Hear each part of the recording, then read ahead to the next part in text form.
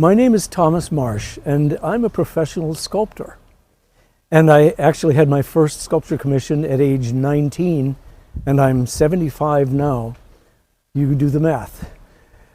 The Irish Cultural Center of Virginia and the Ancient Order of Hibernians, as a group, contacted me to create this relief sculpture plaque to commemorate the event when George Washington made a donation to Colonel John Fitzgerald from Ireland. John Fitzgerald was Washington's aide de camp. That donation was for building the first Catholic church in Virginia. Now, to create the sculpture, I came up with some design possibilities, and then the one they chose was to focus on the portraits of Washington and Fitzgerald, and also to include the words, the lettering, which would tell the story. This sculpture is a composition. All sculptures rest upon that very important principle, to compose the visual elements.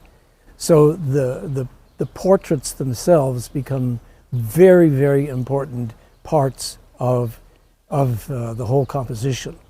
And a portrait in a work like this personalizes the work. Once the sculpture was created in the clay material, then I went through the processes of getting it cast in bronze, and just today we have finally installed the finished bronze casting. Good morning, my name is Terry Riley. I'm a parishioner here at the Basilica of St. Mary. I'm also a member of the Ancient Order of Hibernians and also representing the Irish Cultural Society of Virginia, who helped pay for this plaque. Father Hathaway always says our history shapes us, and as a member of the Hibernians and the Irish Cultural Center, we're always supporting any effort to celebrate Irish heritage and its role in Catholic Virginia.